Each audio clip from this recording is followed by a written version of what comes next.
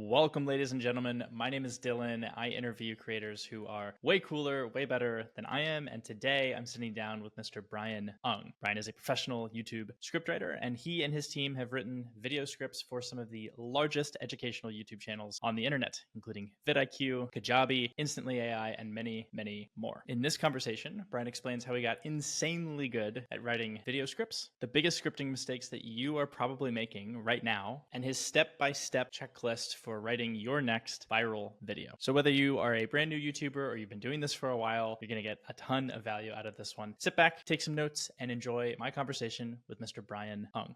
Tell me about your first $50 script writing client. How did you get that client and what was that like? Oh man, dude, this was way back in September 2023.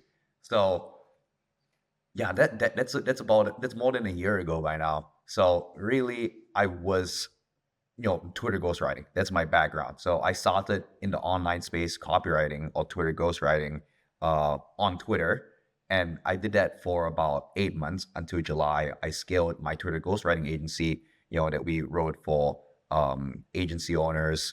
I scaled it to like 10K a month, but I didn't really enjoy that. But one of the things that I really learned from that experience of running the Twitter ghostwriting agency was that I actually ran a YouTube channel on how to grow a Twitter channel or how to grow a Twitter account.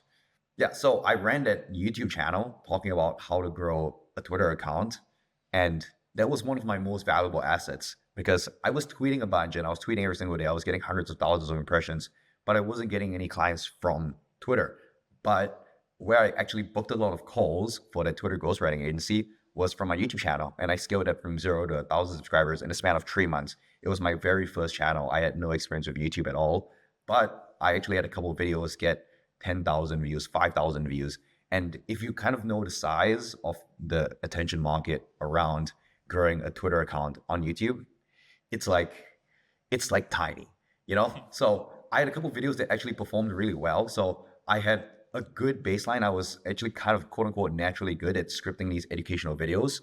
So I had a friend who ran a YouTube agency. He saw that and he was like, hey, maybe you should write YouTube scripts. Like, do you want to write YouTube scripts for me? And at that point I was, kind of in between gigs. I had a couple clients come and go. So I was like, why not? So he paid me $50 for literally a structure of a script. I spent like 3 hours writing the hook. I spent 5 hours researching the whole thing. And I was just structuring it. I was trying to make it as concise as possible. I wrote an outro based on what I searched on YouTube and learned a little bit. And yeah, I sent him the script. It was $50 a script.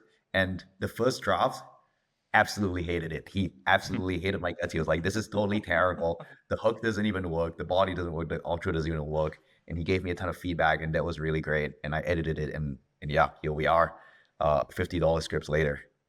$50 scripts later. That was, I didn't realize actually that you say it was already a year ago, but I feel like that's such a short timeline between then and where you are now. And so can you bring us up to speed as to what type of work you're doing now? Like who are your clients and how is your work for them different than it was with this shitty first draft $50 script? Yeah, so this $50 script started off with a YouTube agency. So I had the belief that if I wanted to learn a skill really fast, such as YouTube script writing, I had to put in a lot of reps, as with any skill, right? If you want to get good at sales, you have to get on a ton of sales calls. If you want to get good at appointment setting, you send a bunch of messages, you send 100, 1,000 messages every single day. So I had that strong belief. So I wanted to get in as many reps as possible so that I could shorten the learning curve and get as good at this one skill as fast as possible. And the best way for me to do that wasn't to actually run my own business. It was to work with another YouTube agency. So I went on as a team member, as a copywriter, as a scriptwriter in a YouTube agency that basically did the full stack. So they did thumbnails, titles, editing, scripting, posting, social media management for those channels. And I ran the script writing branch for that.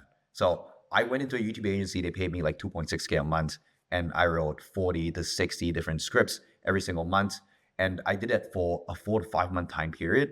And during that 4 to 5 month time period, I wrote like 400 scripts in total. It was an absurd amount. I was still in the Singapore military.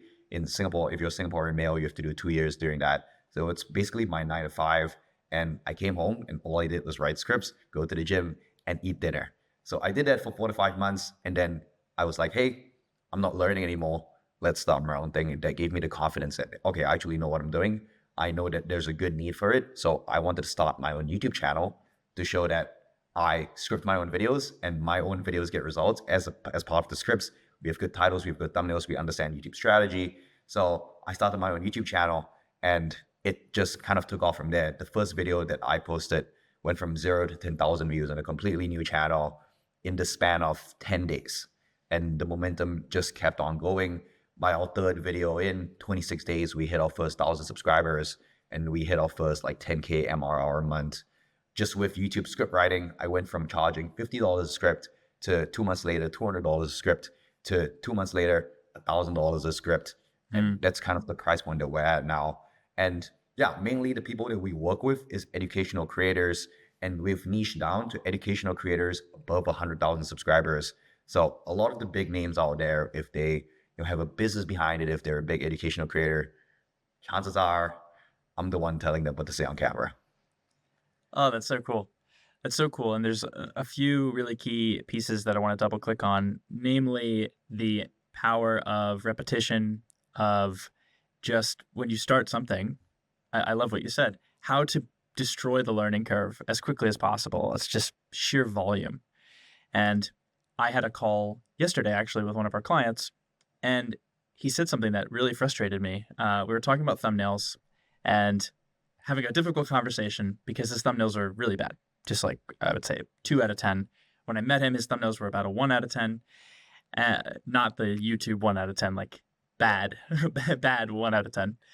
And I said, it's okay. Like, it's frustrating. It's just a series of skills that, we can improve over time through lots of repetition. And he said, yeah, no, I don't think that. I think thumbnails are more of an art and you kind of have it or you don't. And my eyes got very big and I was like, that is bullshit, man. If I forced you to make 100 different thumbnails in these next 100 days, and then you got feedback on every single one of them and decided, okay, this is how I'm going to change or improve for the next one. It's like you would have no choice but to get better. It's all a skill and sheer repetition. We say in Grindstone, just do 50 more. If you're unhappy with whatever result you are with a script or a video or a hook, like whatever skill or subset of skills, dude, do 50 more, get feedback on those 50. Like, it's impossible not to improve. So I really like that. And you have grown tremendously in your skill, in your channel, in your business over the last year. And so I would love to pivot into the sort of tactical piece. I think that's why a lot of creators will be listening to this. Like, okay, Bryan, like, what do I do? How do I make a $1,000 video script for my own videos? And before we get into any sort of checklist, I would love to know, what are the biggest mistakes maybe that you made earlier on while you were getting all these repetitions, or maybe that you see people making? What are the most common scripting mistakes that you see creators making all the time? Oh man, where do I start? So literally, I think, even before you even start writing the script, title and thumbnail is something that you have to nail down. I still have so many clients come to me, hey, I have this topic, can you write a script for me? And it's always like, the question is always, what is the title of the video?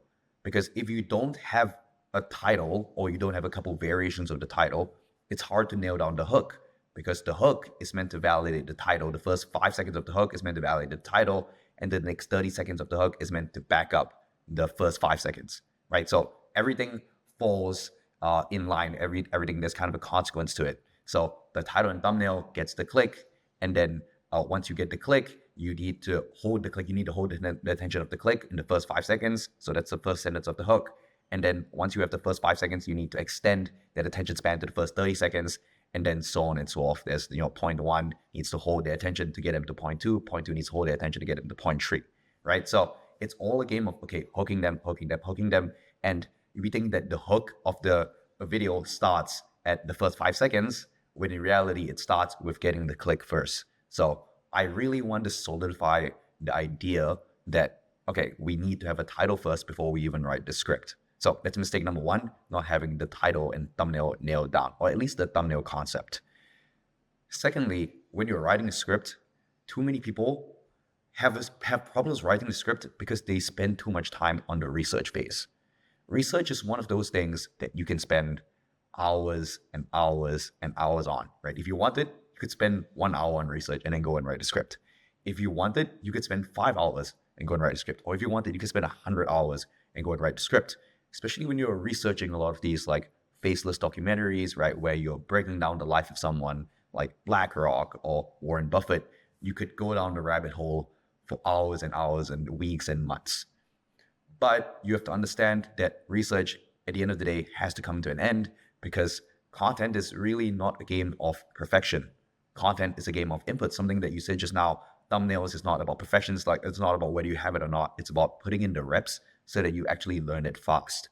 So same goes with research, right? You want to cap the amount of time that you have your research so that you can actually move on to the next phase and script the video so that you can get those reps out, right? There's no point in refining and having the perfect research if you don't actually script the video and post it. So I would say have a cap on the amount of time that you do research for. If you think it'll take you an hour, put an hour timer, right? If you think it'll take you 5 hours, then put 5 hour timer.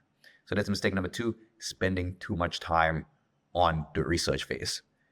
Can I ask you on that immediately, just real quick? How do you cap your own research with the scripts that you write?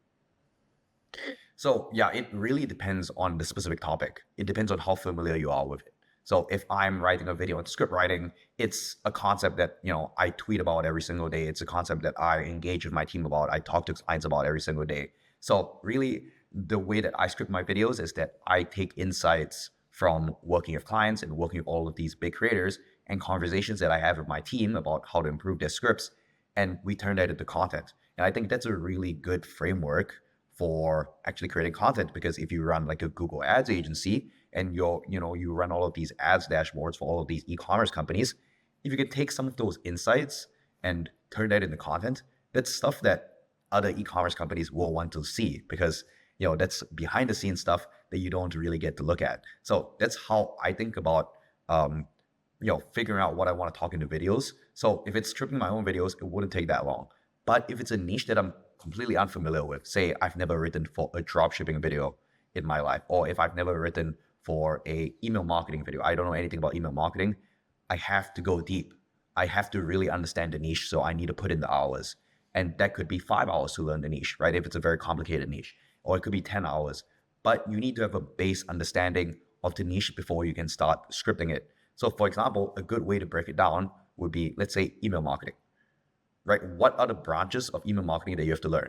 Okay, you have to learn about how to use Klaviyo, you have to learn how to use ConvertKit, you need to learn about open rates, you need to know what click rates are, you need to learn how to write subject lines, you need to learn how to write the copy, you need to learn how to write the call to actions. So you can branch it out into these 7 main parts that you have to learn. And then from these 7 main parts, you go into the rabbit holes a little deeper, right? You get Klaviyo has all of these functions, ConvertKit has all of these functions.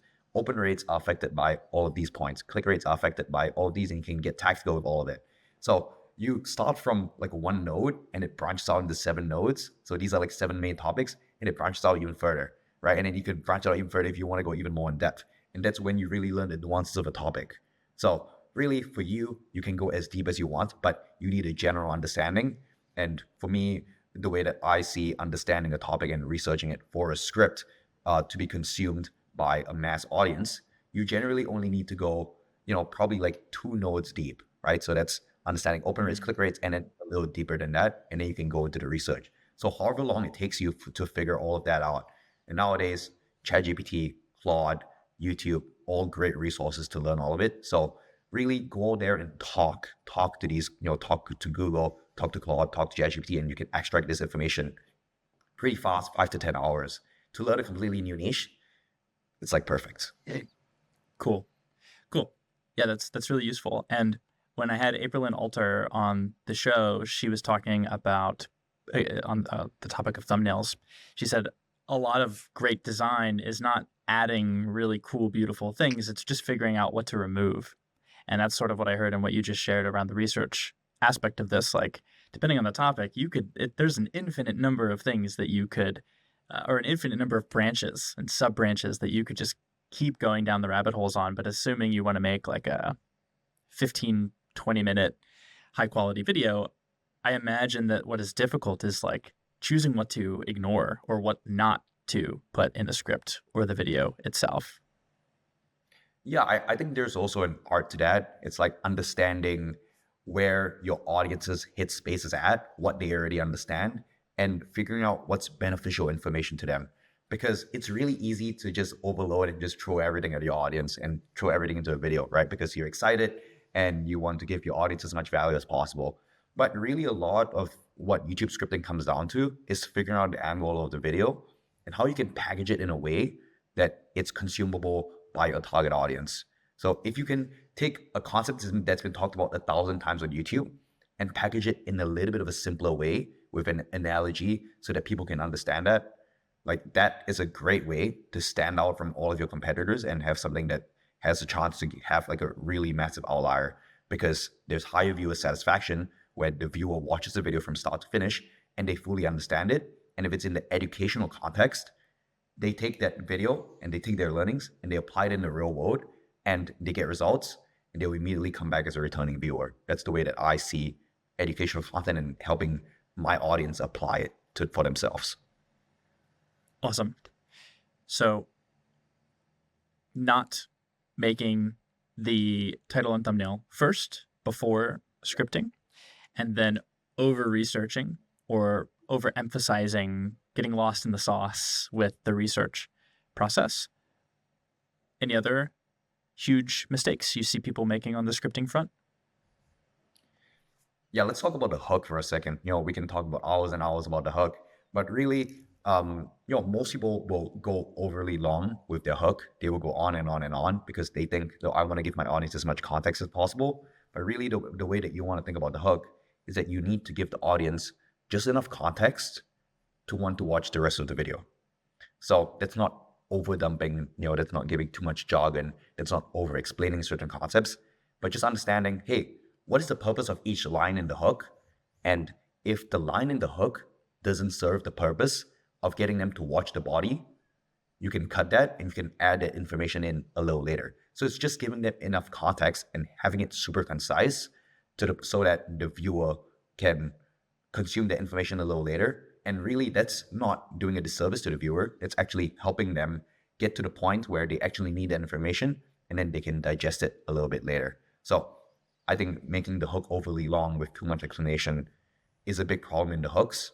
And also, like one last big mistake that I see is taking too long with their first draft. When you take too long with your first draft, it goes back to content is not a game of perfection, it's a game of inputs, right? So your first draft will never be perfect, right? Everyone thinks that, the first draft has to be perfect. Truth be told, what you see on videos from most people, it's their 5th, 6th, 7th draft, right? But, that's something you don't see behind the scenes and you think you have to be perfect. When in reality, you get the first draft out as fast as possible and then you edit, you edit, you edit, you edit. You cut, you refine, you change the vocabulary, you change sentence structures. Sometimes you rewrite the whole thing, but the first draft will give you context onto what you need to improve. It's something that you can send your friends. It's something that you can go take a nap and then read back again later. It's something that you can, get feedback from your audience, right? Maybe you can send them a first draft. You can send your people in your community a first draft. You can get feedback and then you can improve from there. I think that's the best way to write a good script. So don't spend too long on your first draft because the first draft is what draws most people. Why do you think that's so hard for people, myself included? Because I've been a writer for years. I have a newsletter. I like to send emails and have been working on a book behind the scenes. And one of the biggest things that that completely gets in my way in terms of progress is editing while I'm writing. I will be writing, and then rather than just continuing to just complete the first draft, as you're saying, I can't help myself but scroll back up and go, okay, is what I just wrote really, really good? And I will edit as I'm writing. And as I'm doing it, I'm like, you shouldn't be doing this. You should just move on and just get this shitty first draft out. Like, I know it. Logically, Bryan, I understand. Yeah. Why is it so difficult for me to do that? Yeah, I think it's a couple things, right? Number one, it's a muscle to be trained. Learning how to do everything in sequential order. Okay, I'm gonna complete the research phase. Okay, and then I'm gonna complete the first draft. And then I'm gonna go into editing the first draft. And then I'm gonna go into editing a second draft. And then I'm gonna go into making notes for how I'm gonna record it or how to edit. I think following this set structure is a muscle that you need to practice, right? And it requires a lot of self-control, especially if you're a perfectionist and you're an overthinker. You'll look at the first draft and you'll be like, oh, okay, I had a thought from just now that I want to add, and it's very easy to just go back to it, and because it's a muscle that requires training, and it's something that we haven't exercised probably in forever, right? If you don't write, you'll never understand it. And if you write, it's something that you unconsciously do that you'll go back and edit just because, of how you are, just because of your personality type. So number one, it's definitely something that you have to be trained on.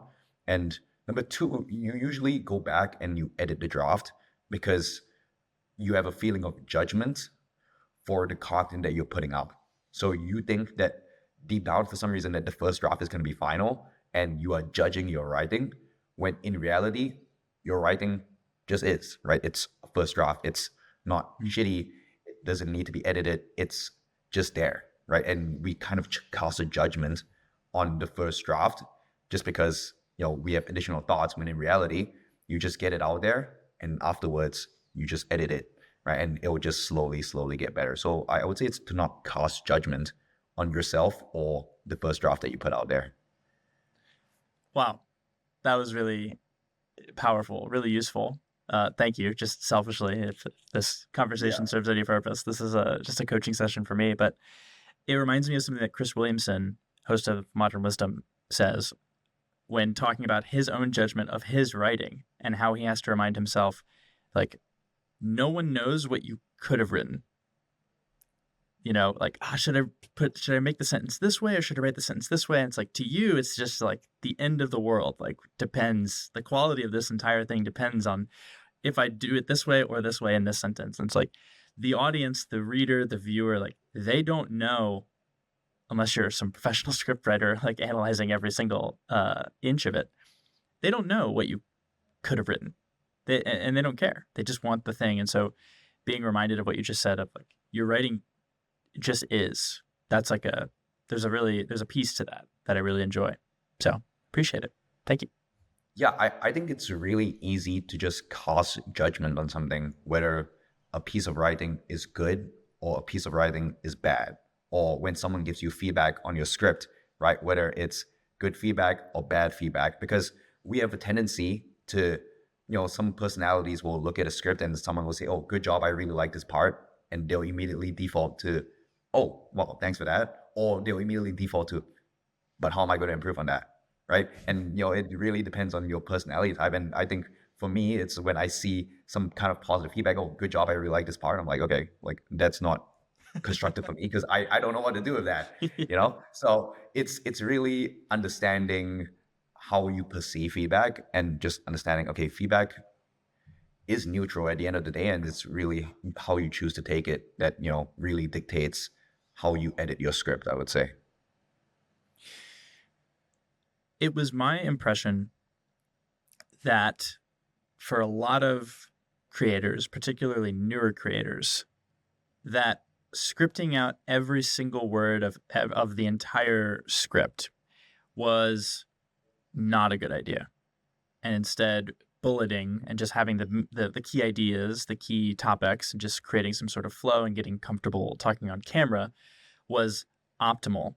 But I've heard you, obviously you're a scriptwriter, but you were the first person I heard who was just like, no, like, the videos that do the best are the ones that are completely scripted. So can you clear the air on, like, what should creators do? A very vague, broad question, but like, what's your take on bulleted scripts versus completely 100% word for word scripted out videos?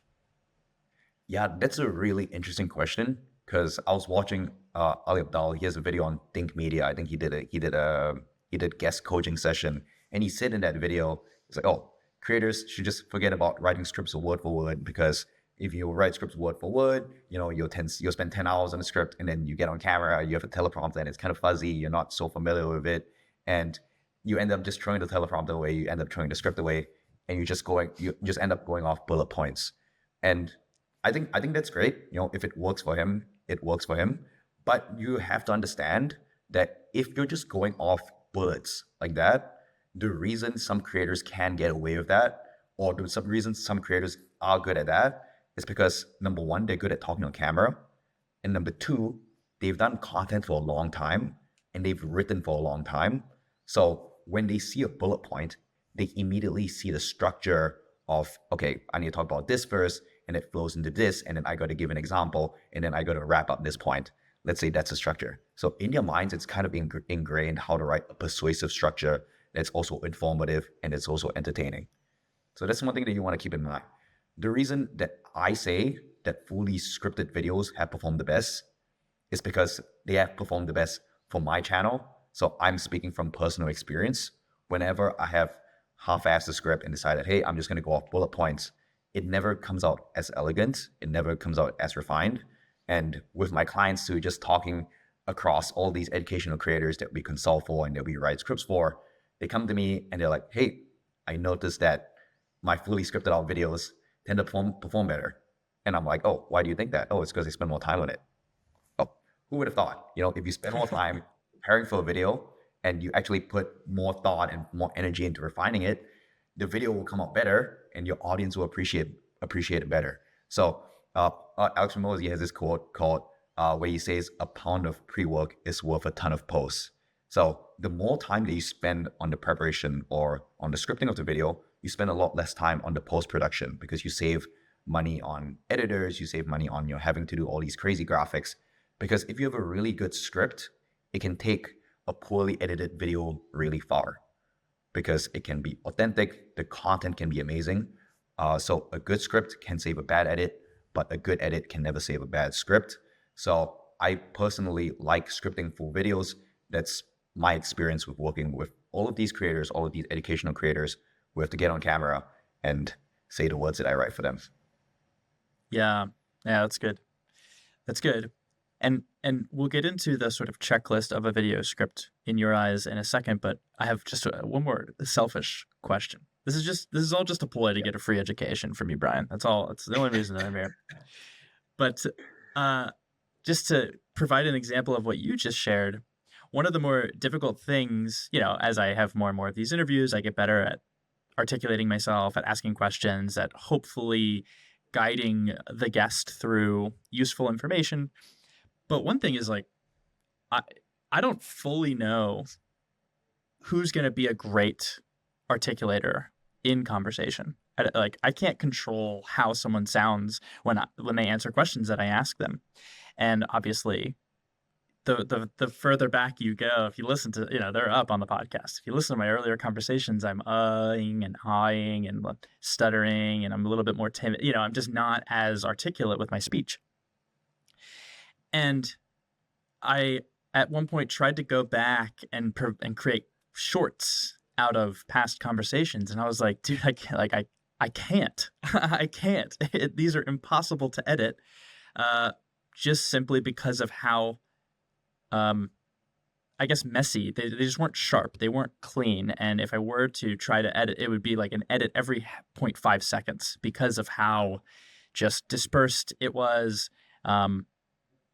Yeah. So I have experienced that the hard way, like a bad script or just a bad flow, whatever leads to a bad flow. It's like no gorgeous, pretty lipstick editing is going to make that better. At least that was my experience. Yeah, I totally get that. And that's one of the symptoms of not writing a script. But also, that doesn't mean that you shouldn't understand strong camera presence. Camera presence is everything, whether you have a script or not. Me personally, I actually invest in speaking skills coaching so that I can get better on camera, so that when I get on stage, I'm more confident. Because I personally think that, getting on camera and creating content is going to be a skill of the next 10, 20, 30 years that you're going to have to master. And, public speaking skills is also important. So that's something that I invest in. One piece of advice that I got that was super useful to me when I used to say a lot of ums and ahs is that I spoke too fast. Even right now, Mm. I'm probably speaking too fast. I kind of just go bang, bang, bang, bang, bang, bang, bang. That's how I've spoken my whole life in school. And in school, if you speak fast, if you speak fast, you come off as smart and you get rewarded for that. But when you are creating content or when you're in the real world and when you're talking to people, it's just good to like slow down and take your time and pick your words because you come out a lot more articulate. So I think that might be a piece of advice that would be useful to you. Thank you for your advice, Bryan. I will use it. Yeah. That's that's great. Yeah, I mean, I I was an actor in college, and I think a simple acting or improv class for most people, whether they want to be an actor, would be insanely valuable because you learn how to, yes, project your voice, also how to use your hands. If you don't exactly know how to use your hands, uh, you learn how to listen. I think that was a huge part. So on stage, the first several weeks, it's just, you're just learning your lines, learning your lines, learning your lines. Oh, Sorry, I'm in this like room where it's like the lights flicker on and off every 30 minutes. it's okay. Dude, have you ever been in a bathroom where it's the motion lights and you're on the Yeah. toilet and then all the lights go dark and you're just on this toilet and just like Yeah, that's exactly me right now in this room. So just behind the camera, just slowly moving your hands back and forth? No worries. yeah, exactly. Yeah. Um, Acting class, you learn how to listen the first several weeks of preparing for a play. You're just learning your lines. And the idea is, I'd be curious if there are parallels with scripting here. But the idea is like you learn your lines forward and backward, like you know them effortlessly. So that way, when you're on stage, you don't even have to think about what the lines are. You're just listening. You're just present and listening to the other characters saying their lines. Um, I don't know where I was going with that, but what what do you think about that? 100%. I think when you're scripting out a video, especially from what I do and you do it word for word, it's easy to just get on camera and just read out the words. Not to say like you're monotone, but you just read out the words and you kind of, you put a little emphasis because you understand those concepts and you need to put emphasis on certain words. Or some people, if you're not very expressive, you go monotone throughout the whole script. That happens 100%. I've seen it happen across so many clients because I can write a great script, but if the delivery is subpar, it's tough, right? The video won't necessarily perform because the way that you present it is as important as the way that it's written. So one thing that I always think about is when I'm recording the video, how can I be present? How can I give all of my being into the recording, into the camera, so that the viewer knows that, okay, I'm actually there and I'm actually recording the video and that my full attention is at this, not at whatever Slack messages or emails that I have to respond to later, or whether the lighting is working or not. Because the viewer can't feel energy, when video is all of it. Video is a transference of energy, and the viewer knows when you're not 100% there. The viewer knows when you're using a teleprompter. The viewer knows when you're not being genuine. So I'm always conscious about how can I be more present on camera. And I think when you're more present on camera, you come out as more expressive. And knowing the script really well and having something fully fleshed out allows you to just be there and really lean into the emotion of the words. So one of the things that I've learned during like speaking skills coaching is to feel the words and understand the emotion behind the words. So for example, when I say, oh, I was really struggling to grow my YouTube channel, instead of saying just, I was really struggling to grow my YouTube channel, it's, I was really struggling to grow my YouTube channel. And you kind of feel that, and you only get to experience that, and you only get to bring that across on camera when you are just there and you are, you have it fully scripted, you have the script annotated with certain hand gestures, certain emotions you want to have, and you just give it your all. Yeah. Yeah, that's great. That's great. It reminds me of this exercise the phrase, I didn't say I slept with your mother is the sentence. And if you emphasize each different word of that sentence, it completely changes what you're saying. So it's like, I didn't say I slept with your mother. I didn't say I slept with your mother. I didn't say, and you could just go, I didn't say I slept with your mother. Like it completely changes the entire concept of what it is you're saying. This is high level education. First of all, for I whoever's love listening that. to this, Yeah. this is it. And so I think Yeah. as we inch closer to the end of this conversation, man, I would love to get super tactical with you. You break down the ideal YouTube video script in a checklist, and happy to link to whatever you want me to link to. We can get to that at the end. But can you take me through what, like, I'm a new YouTuber, Bryan. I've never made a YouTube script before. What is the checklist, the essential perfect checklist that I have to check off all these boxes before my YouTube video is completely good to go? Yeah, 100%. I think frameworks are great for stuff like this, especially if we're learning it completely new. So let's talk about the hook first, right? So let's say you have your title and thumbnail settled. You've done all of your research, and now it's time to do the thing, to write the script.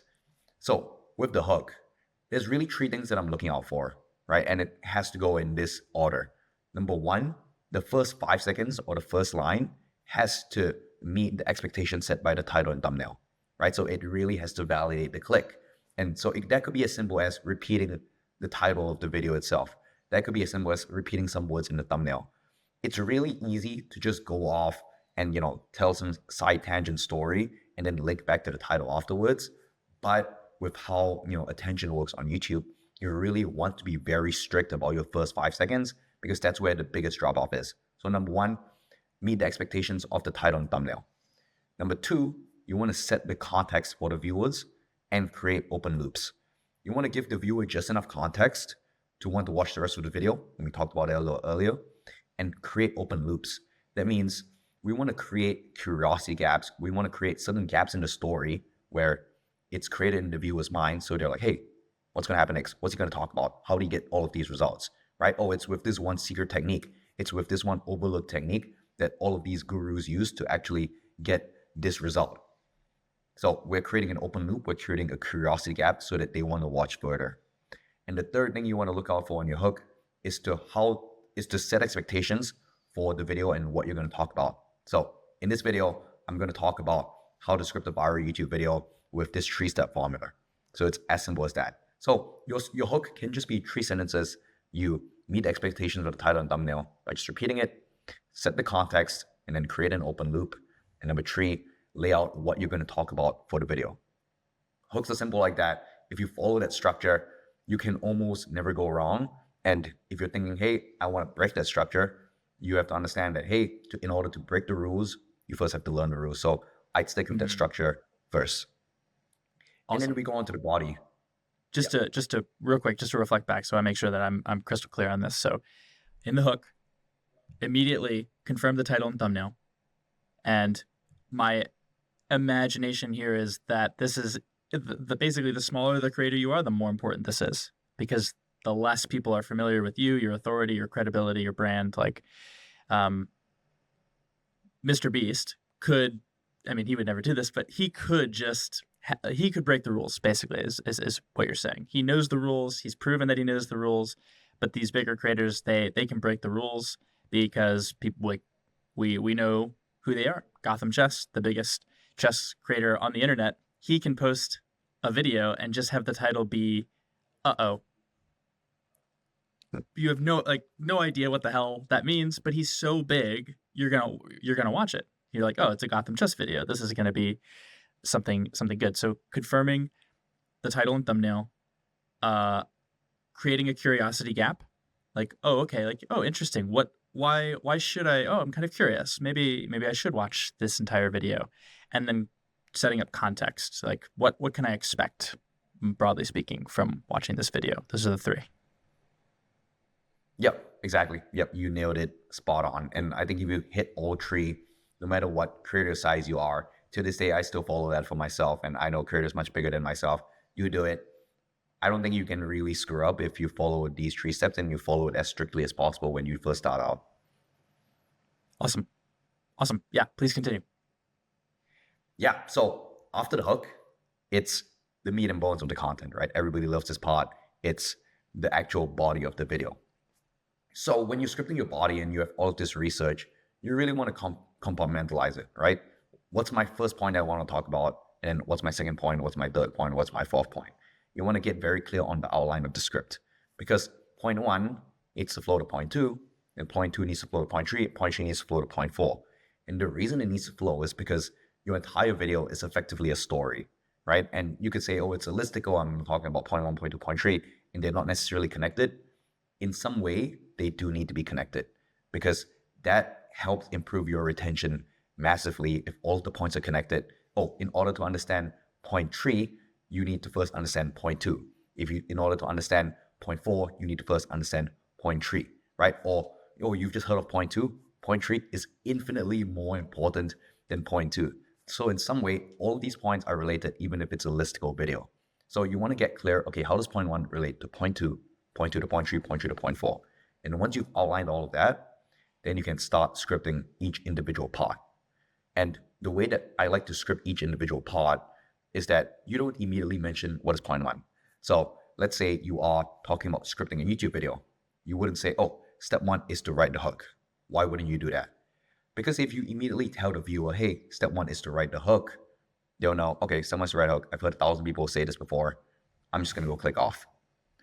But what if you could actually mention how to write a hook all the way at the bottom, and you start with an analogy, or you start with an interesting statistic? Oh, did you know that in the first 30 seconds, right, 50% of your viewers are more likely to click off? So with that stat in mind, so that's why we need to hook their attention in, and we want to keep their attention so that they can watch the rest of the body, right? So therefore, 80% of your attention needs to be put towards the hook. So the hook is this, right? And this is how you write a hook. So if you restructure it that way, and you shift certain points up and down, and you put an analogy, you put an interesting statistic to start off, I think that's when you can really increase your attention by kind of creating a story, spinning a story, so that the viewer is curious to know what the point is, and then you review the point. So a really great framework that I like to think of it of is, instead of revealing the what, which is the point itself, instead of revealing the what at the start, you start with a why. So that's a statistic, an analogy, or a story.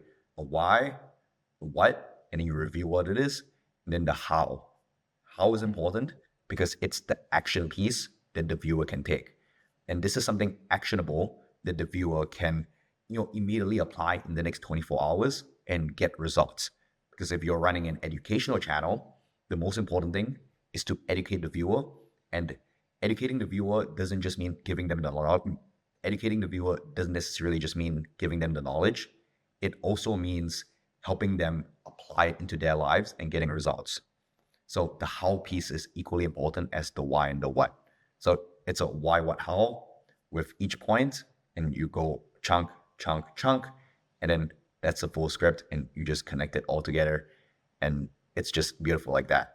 And then after that, it's the outro, right? The outro, you can, Wait, kind of, sorry. yeah. Sorry, Brian. Just to slow down again, just to like really ask some more questions about the body. So you can have, as I heard it, in the body, there are the sections. So like these are the major points that I want to express within this video, each with 3 subsections. So the why, the what, and then the how. And you're saying that there can be just one of these sections if there's just one point that you want to get to, or there can be 20. That depends on how deep you want to go into each of them. So you could have one big payoff, right? And but it's generally hard to talk 10 minutes about one specific topic in a why, what, how fashion. So generally, say you're doing a 15-minute video, right? You could have multiple payoffs. You could try to stack 6 in total. And when you stack 6 in total, you have all of these curiosity gaps, and you flow from one point to another. and you have really high retention, which is really great. But the one thing that you sacrifice if you try to talk about too many things in a short period of time is that you lack depth, right? You don't go deep enough into a topic. And I think viewers trust you and love your content because you go very deep into certain topics. You make it really actionable and you make it really insightful. So instead of stacking many payoffs, what I personally like to do is that I will have less payoffs, but I will go deeper into the content. And when I say deeper into the content, I'm not talking about giving quote unquote value, right? We always think, oh, how can I give more value to the audience? A great way to think about it that I've internalized is to give the audience insight. So when I was saying about taking the insights that I got from writing scripts for my agency with all of these large creators and giving feedback to my team of writers and turning that into content, that is insight-based content. It is learned experiences. It is stuff that I've learned within the trenches and actually doing the thing and turning that into content. That is often the most valuable because number one, it's personal. And number two, it's things that your audience would otherwise not have learned from you if you didn't actually go out and do the thing. So instead of giving value, think about how can I give personal, unique insights? Awesome. Cool. So we've given a banger hook. It has set the stage for the video. It confirmed the title thumbnail. It's hooked their attention. They're internally like, all right, fine. All right, Bryan, I'll watch this. I'll watch this video. Then we get into the body of it, where in each section, however many we have and however deep we go within those sections, we give the why this point is important, and then we share the what and then the how. And then you were saying then however long the body is, we finally move into an outro, a call to action. Yeah, please continue. Yeah. So the outro, there's a couple things you can do, right? You can tell the viewer to like and subscribe.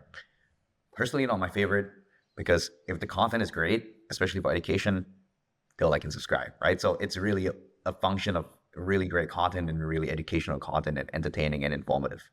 So what I personally like to do is to do a call to action to another video on your channel. So there's this thing called like an end screen element. When you watch towards the end of the video, you'll see a pop-up that's called an end screen element, where you can click on another video on your channel. And having that as your call to action increases your watch time on your channel. So viewers will spend more time on your channel, so they'll increase their session times on your channel. And that's something that YouTube really encourages, because they can see, oh, there's returning viewers, there's high viewer satisfaction. Once a viewer watches one video, they'll go to another, and they go to another. And eventually, if you do an end screen call to action from one video to another, to another, to another, eventually it creates kind of this chain and this kind of this spider web, where eventually when a fly flies into the spider web, it gets caught, and it kind of watches every single video. So if you're really intentional about all of this, once someone gets caught in the spider web and they watch every single video, that's when they become a mega fan, right? Or a true super fan. So that's the way that I like to think about call to actions. How can I connect all of my videos in a spider web by doing an end screen element call to action? And a really great way to do this is with a curiosity, gap, and action, right? It's a curiosity, gap, and action framework. So once again, YouTube videos is all a game of hooks. So that's where the curiosity comes in. Oh, now, in this video, we just talked about this, but did you know that you also need to know this? So in this video, we talked about how to script a great video, but now you have to edit it to perfection. So you kind of link the content that you talked about to the next part, to the video that you're going to do a call to action to. So once you've created the curiosity gap, then now you can get the viewer to take an action. So, click on this video if you want to learn about how to edit a video. So just like that, you've kind of created a link from your actual content to what you want them to click on. And there's a logical connection there that, now I know this, I need to also know this. So I'm going to go click on this other video. Just that way you can increase the session time on your channel. And it's a really efficient way to get more people to watch your videos. And kind of like the data that we look at, the data that we've seen from just scripting something like this for an additional 15 to 30 seconds, it really doesn't take that much effort, is that your end screen element click-through rate can go from an average of 5% if you look like at a normal channel to up to 15 to 17 to 20%. And that's really beautiful to me because that's a 3x to 4x improvement in terms of how many people click on the end screen. And if you have one video that gets 500,000 views and just pops off, whereas your regular video is 5K views, out of those 500,000 views, how many of those people who go to the end screen will convert 3 times more? And that converts to how many more hours of watch time on your channel, which converts into how many more, let's say, customers for your business. So all of it's kind of like a trickle down effect. May not seem significant, but all of it's important. And yeah, I think if you follow the checklist, hook, right, follow those 3 points, meet the title and thumbnail, give the viewer context in an open loop, and then set expectations. And then with the body, you map out, okay, what are the payoffs, why, what, how? And then with the outro, create a curiosity gap, and then just make them take an action to click on the end screen. I think if you have all of those elements along with storytelling, that makes for a great video. Amazing. And on the conclusion piece, or sorry, in the outro, do you suggest that typically people like creators should have some sort of conclusion or wrap up, or is that considered maybe the last piece of the body? How do you view a wrap up or conclusion? Yeah, so usually a wrap up, the way that it sounds like you're describing is, so in this video we talked about point 1, point 2, and point 3. And generally we try to discourage that because that doesn't move the story forward. The way that you think about a story is that, okay, every single line has to move the story forward. If it doesn't move the story forward, you can cut it because it's unnecessary information. So the way that I like to think of, writing a script is that, okay, if a certain payoff doesn't push the viewer to the next point, I would just cut it off. So if you are recapping the section, yes, you might think it's useful for the viewer, but it doesn't move the viewer forward. It doesn't make the video more interesting, and therefore it should be cut. It doesn't add value.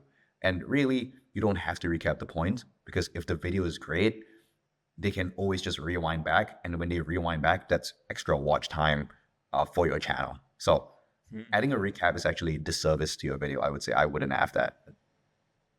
Really good to know. Really good to know. And I know you're in the education space. One question that I did want to hit here is this clearly, it's very obvious how this would work in an educational video. How much overlap would there be for other types of content, say an entertainment or analysis video, as a hypothetical?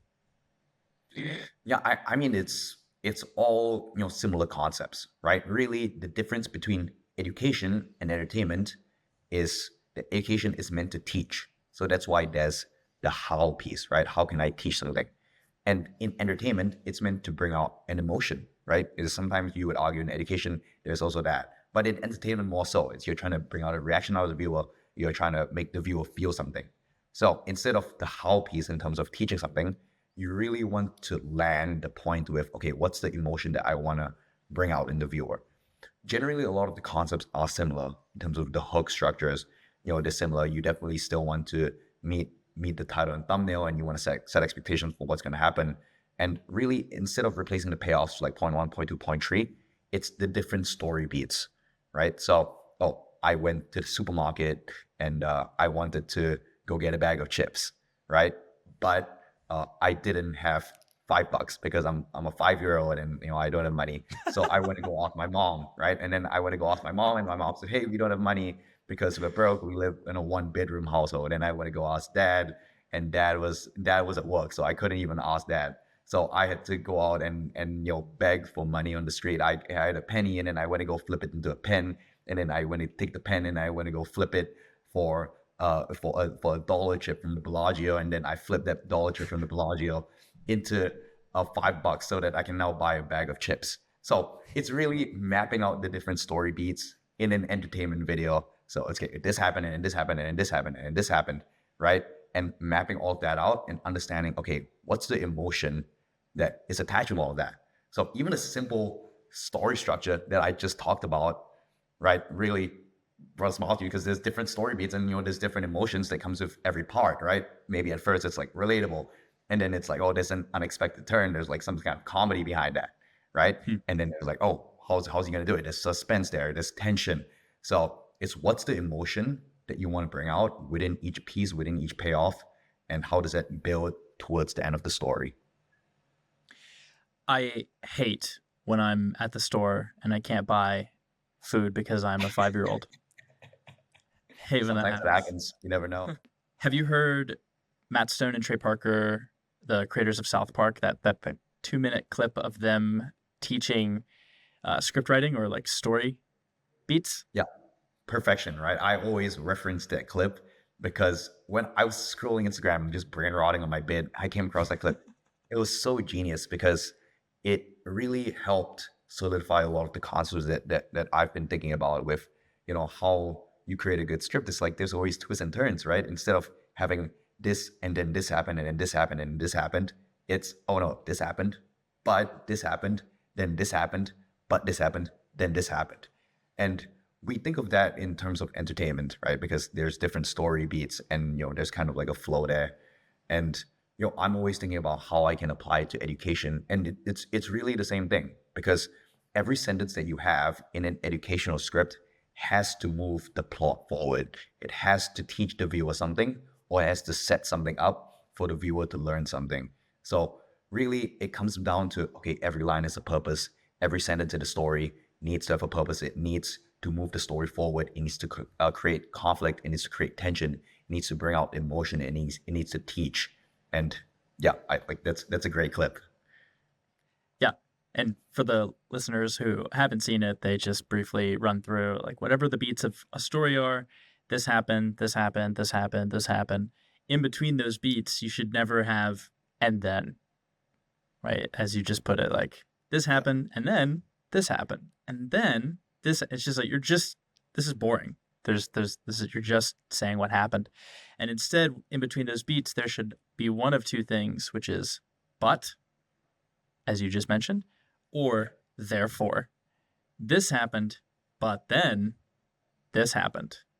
And therefore, this happened. So there is this connectivity between every single piece. And you brought it up with the listicle thing before, and that's something I never quite thought about, where if you have a list of 10 tips for X, getting big muscles, if they're just completely scattered and random and there's no logical sense or structure of their order, I mean, what's stopping the person from literally just like looking at the table of contents and then just going to random ones that they would probably be the most interested in, as opposed to, again, taking them through a journey? That seems to be a big theme of what I'm hearing in how you view writing a script. Like, we want them to go through the entire hero's journey of this, starting from zero, like, what is this, all the way until the very, very end of like, wow, I'm so glad that I stuck around and consumed this entire thing. Yeah, because when you create a video, right, it's not just one person watching it. It could reach 1,000 people. It could reach 10,000 people. It could reach 100,000 people. And especially, in my space where you're creating educational content, it has a chance to change lives. When my script writing course has reached over 130,000 people by now. And the number of messages, people who've, messaged me, oh, I've gotten all of these results. My scripts are a lot better. I can write a lot faster. If you are intentional about creating great structure, creating great storytelling, having great unique insights in your content, it has a chance to, reach hundreds of thousands of people. And if you run a business, yes, great if it makes money, but I think more so important than that, it actually positively impacts people and it changes people's days, and it helps other people, grow. 100%, man. Yeah, you're doing great work. And I learned a lot in this conversation, so I deeply, deeply appreciate it. As we wrap up, yeah, where do you want people to go if they want to learn more about your work, what you're able to do for clients, and yeah, the life of Bryan? Yeah, you can drop me a subscribe at youtube.com/@boomerbryan, or you can search my name, BRYN space NG, on the YouTube bar. My name shows up, or you can follow me on Twitter or X at boomerbryan with 2 R's. That's my nickname, Boomer Bryan. Boomer Bryan. Are you a baby boomer? How old are you? No, I'm like 21, but Oh, I'm like really bad at tech. And my friends like made fun of me, like, oh, I didn't even know how to use my iPhone. I didn't even know how to use my computer. Right? I use Control C, Control V for the longest time. So all my friends call me Boomer. Amazing. The first Gen Z baby boomer. Awesome conversation today. Thank you, Bryan. Really appreciate it, man. Yeah, man. Thanks for having me on. This was great.